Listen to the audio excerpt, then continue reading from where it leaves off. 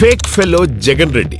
కూటమి ప్రభుత్వంపై విషం చిమ్మటమే జగన్ ధ్యేయం. తెలుగుదేశం కూటమి ప్రభుత్వం అధికారంలోకి వచ్చిన నాటి నుంచి అబద్ధాలు, అసత్యాలు ప్రచారం చేయడమే ఎజెండాగా జగన్ రెడ్డి వ్యవహరిస్తున్నారు. గిరిజన మహిళను వైసీపీ నేత విజయసాయిరెడ్డి వంచిన విషయం సాక్ష్యాధారాలతో సహా బట్టబయలు కావడంతో ఈ అంశాన్ని పక్కదారి పట్టించేందుకు వినుకొండలో వైసీపీ కార్యకర్తల అంతర్గత వివాదాన్ని టీడీపీపై నెట్టేందుకు జగన్ రెడ్డి కుట్ర చేస్తున్నారు.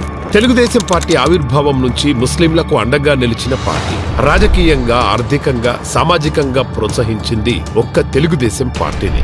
వినుకొండలో వైసీపీ కార్యకర్తల మధ్య వ్యక్తిగత వ్యవహారాల నేపథ్యంలో జరిగిన హత్యను కూడా తెలుగుదేశం పార్టీపైకి నెడుతూ నీలి మీడియాలో ఒకవైపు ప్రచారం చేస్తూ మరోవైపు బెంగళూరు నుంచి హడావుడిగా వినుకొండకు వచ్చే ప్రయత్నం చేయడం దేనికి సంకేతం? ఇది జగన్ శవరాజకీయాలకు నిదర్శనం కాదా? అబద్ధాలు, అసత్యాలు, అవినీతి కలిపితే జగన్ రెడ్డి అన్న విషయం వినుకొండ సంఘటన ద్వారా మరోసారి స్పష్టమైంది. వైసీపీ అధికారంలో ఉన్నప్పుడు మైనారిటీలపై మారణహోమం సృష్టించింది జగన్ రెడ్డి కాదా?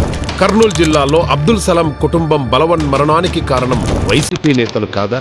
నర్సారావుపేటలో మసీదు స్థలం కాపాడడానికి ప్రయత్నించిన మైనార్టీ నేత ఇబ్రహీంను నడి రోడ్డుపై పట్టపగలు గొంతు కోసి చంపింది వైసీపీ నేతలు కాదా? 5 ఏళ్ల వైసీపీ పాలనలో 18 మందికి పైగా మైనార్టీ సోదరులను హతమార్చి మైనార్టీ సోదరుల ఆస్తులను కబ్జా చేసింది వైసీపీ నేతలనేది జగమెరిగిన కఠోర సత్యం. 11 సీట్లకు వైసీపీని పరిమితం చేస్తూ ప్రజలిచ్చిన తీర్పుతో జగన్ రెడ్డి వైఖరిలో మార్పు రాలేదు. ఓటమి నుంచి గుణపాఠం నేర్చుకోవడం జగన్ కు తెలియదని జనమే భావిస్తున్నారు. విజ్ఞులైన రాష్ట్ర ప్రజలారా అప్రమత్తంగా ఉండండి. కూటమి ప్రభుత్వంపై జగన్ రెడ్డి అండ్ కో రోజుకో రకంగా చేస్తోన్న దుష్ప్రచారాన్ని ప్రజలు గమనించాలి.